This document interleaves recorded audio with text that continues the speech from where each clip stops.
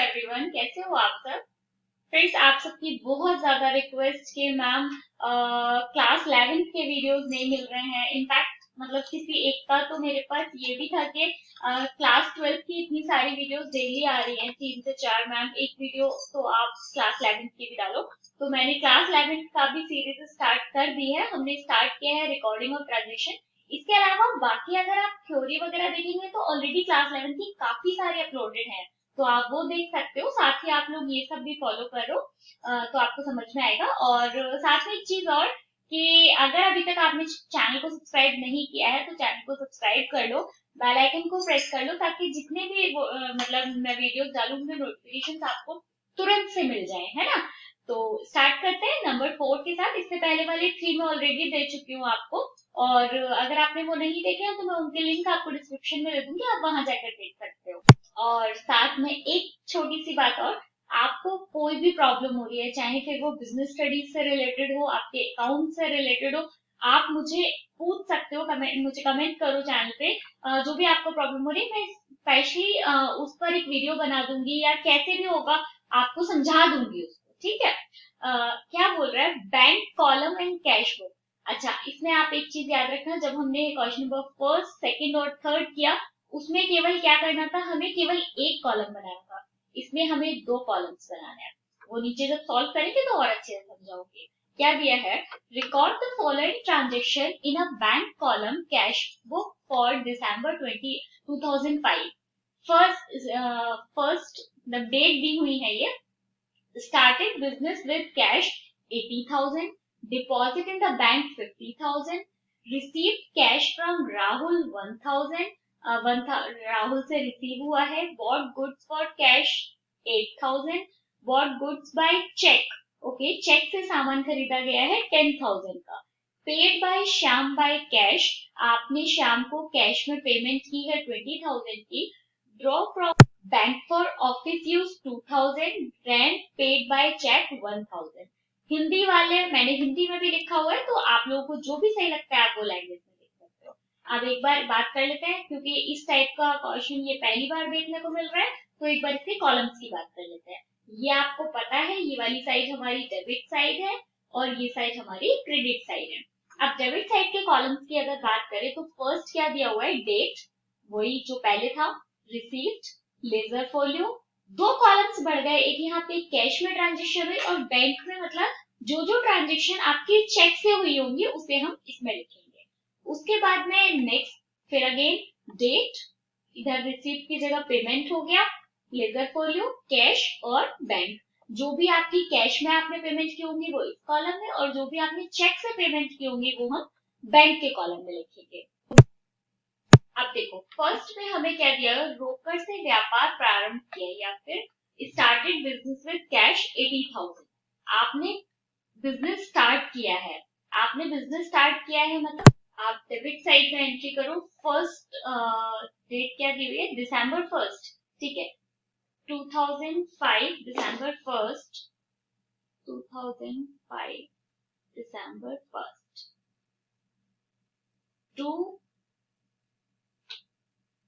To capital कितना, 80,000। Cash के column में लिखेंगे क्योंकि बैंक से तो कोई लेना देना है नहीं, चेक की बात नहीं की गई है। उसके बाद में सेकेंड एंट्री दी गई है, डिपॉजिट इन बैंक 50,000, या बैंक में नकद जमा कराया गया। इस एंट्री को बहुत ध्यान से समझना, ठीक है। ये बहुत अलग और बहुत ही स्पेशल एंट्री है। आप पहली बार मुझे लगता है आप लोग देख रहे हो इस तरीके की एंट्री, क्योंकि अभी तक फर्स्ट सेकंड थर्ड इस तरीके की एंट्री नहीं थी। इस तरीके की जो भी एंट्री होती है, पहली बात कि उनको कॉन्ट्रा एंट्री बोला जाता है। क्या बोलते हैं, कॉन्ट्रा एंट्री। इनमें क्या होता है, देखो, आपने थोड़ा थ्योरी समझाती हूँ। आपने बैंक में पैसे जमा किए हैं, तो एक तरीके से देखा जाए तो अगर हम जर्नल एंट्री की बात करें तो जर्नल एंट्री क्या होनी चाहिए, बैंक अकाउंट डेबिट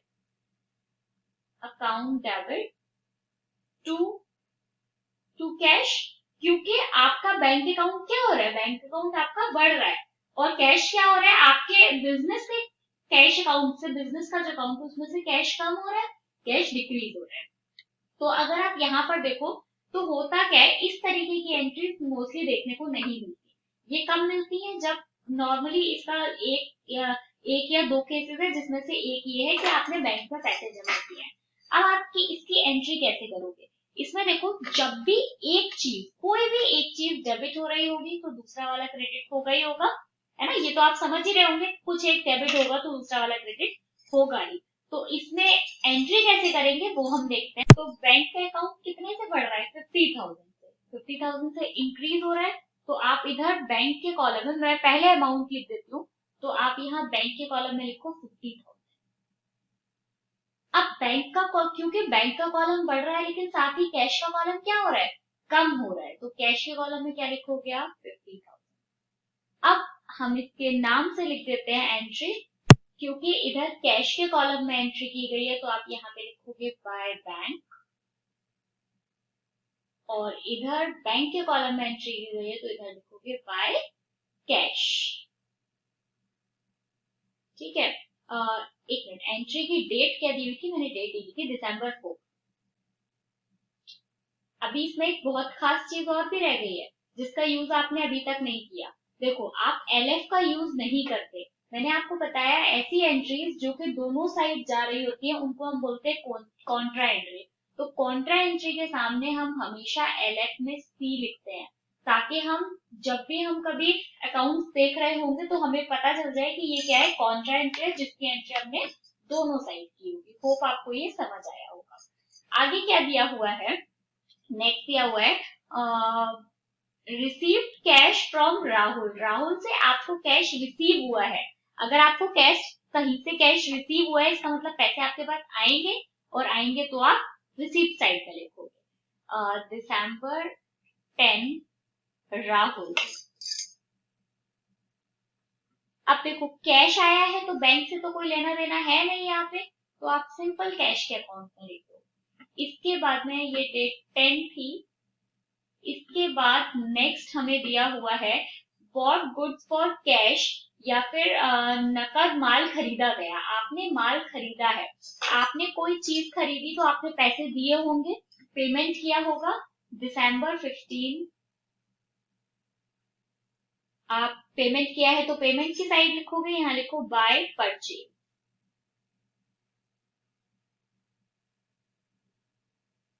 आपने कैश में खरीदा है, क्योंकि ऐसा कुछ हमें दिया नहीं हुआ है, तो आप इधर करोगे 8,000।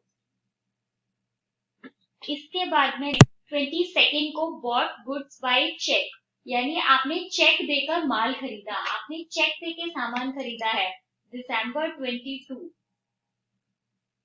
पेमेंट की साइड आएगा। ये तो मुझे लगता है सबको समझ में आ गया होगा, क्योंकि आप सामान खरीद रहे हो, आप चाहे चेक से पेमेंट करो या कैश से करो, आप पेमेंट कर रहे हो। तो आप यहाँ पे बाय परचेज, कितने का सामान परचेज किया है आपने? आपने 10,000 का माल परचेज खरीदा है, तो आप यहाँ पे बैंक के कॉलम पे लिखोगे 10,000। इसके बाद में नेक्स्ट एंट्री जो है वो हमें दी हुई है, शाम को नकद भुगतान किया 20,000 रुपए का। Paid to Shyam by cash.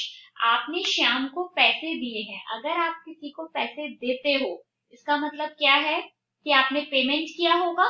Date मैं एक बार देख लेती हूँ, 25। तो पेमेंट की साइड में आएगा December 25। यहाँ लिखो बाय श्याम। श्याम के अकाउंट में 20,000। कैश, सॉरी, बैंक से इसमें कोई लेना देना है नहीं, क्योंकि उसने ऐसा कुछ बोला नहीं। इसके बाद नेक्स्ट दिया हुआ है कार्यालय उपयोग के लिए बैंक से राशि आहरित की, यानी draw from bank for office use. अब देखो, ये भी कॉन्ट्रा एंट्री है। ये क्यों कॉन्ट्रा एंट्री है? थोड़ा सा बचने की कोशिश करना। मैं यहाँ सी लिख देती हूँ, इसका मतलब ये कॉन्ट्रा एंट्री है। हम, अगर आप बैंक से पैसे निकाल रहे हो, ठीक है, तो मतलब ऑलवेज ये draw from bank, and thus draw means something come in the business. कुछ बिजनेस में आ रहा है, क्योंकि इसमें पर्सनल यूज नहीं दिया हुआ है। इसमें क्या दिया है? आप ऑफिस यूज के लिए निकाल रहे हो। जब भी आप ऑफिस यूज के लिए निकालते हो तो क्या होता है, कैश डेबिट होती है, और आपकी जो बैंक है वो क्रेडिट होती है। क्योंकि अगर आप वैसे देखो तो हो क्या रहा है कि आपका जो कैश एसेट है वो बढ़ रहा है, आपकी कैश एसेट है बढ़ रही है, और मैंने अभी आपको एक सिंपल सा तरीका बताया था कि बढ़ेगा तो डेबिट साइड में आएगा, यही बताया था आपको। और तो आपकी ये तो इधर आ जाएगा, और क्रेडिट में क्या होगा, आपका जो बैंक कॉलम है वो क्रेडिट हो रहा है, मतलब होप आप समझ पा रहे होंगे। मैं फिर से एक बार समझाने की कोशिश करती हूँ, बहुत ध्यान से समझो कि जब भी ऐसा होता है कि आप बिजनेस के लिए, मतलब अपने बिजनेस के लिए कुछ पैसा निकाल रहे होते हो, उस कंडीशन, आप ये याद रखना, बिजनेस के लिए निकालते हो सिर्फ उस कंडीशन में क्या होता है कि कैश हमारा डेबिट होता है, और जो हमारा बैंक अकाउंट होता है वो क्रेडिट होता है, क्योंकि always we draw from bank and thus draw means something come in business, है ना। इसलिए तो इसी सिचुएशन में हम क्या करने वाले हैं, हम यहाँ पे बाय कैश बैंक के कॉलम में कितना 2000, और सेम डेट को यहाँ पे, अच्छा पहली चीज, और यहाँ पे लेजर फोलियो के में कॉलम में सी लिख दीजिए, कॉन्ट्रा एंट्री है क्योंकि ये यहाँ पे दिसंबर 30 टू बैंक, कैश के कॉलम में कितना 2000।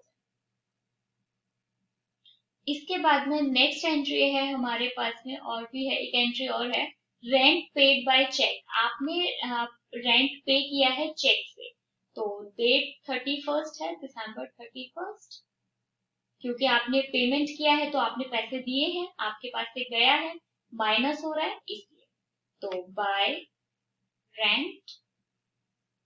अब आपने क्योंकि चेक से पेमेंट किया है इसलिए आपको बैंक के कॉलम में 1000 का किया है, ठीक है। चलो, अब ये सारी चीजें हो गई हैं, कोई भी एंट्री नहीं बची है जो नहीं हुई है, अब इनका टोटल लगा लेते हैं हम। तो पहले मैं रिसीप्ट साइड का टोटल लगाऊंगी, तो देखो इस साइड 80,000, 1000 एंड 2000, तो इस साइड का जो टोटल आ रहा है वो आ रहा है 83,000।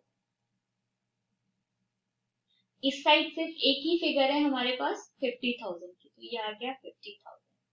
अब हम पेमेंट साइड का टोटल लगा लेते हैं, पहले इस साइड का टोटल भी सेम लगा देते हैं। ये हो गया हमारा 83,000, और ये हो गया 50,000। अब क्या करेंगे, इस 83,000 में से ये सारी फिगर्स माइनस करो, और 50,000 में से मतलब कहने का मतलब ये सिंपल तरीका, कैश से कैश कॉलम माइनस करो और बैंक से बैंक कॉलम माइनस करो। तो 83,000 में से 83,000 में से जब मैंने ये सारी चीजें माइनस की तो मेरा आ रहा है 5,000, और सेम ऐसी सिमिलरिटी था 50,000 में से जब मैंने 10,000, 2,000 और 10,000 यानी टोटल, सॉरी 1,000, 13,000 माइनस किया तो मेरा आ रहा है 37,000। तो ये हमारा निकल कर आ गया by balance carry down, date है दिसंबर 31, सॉरी दिसंबर 31। होप आपको ये समझ आया होगा, बहुत ही सिंपल है।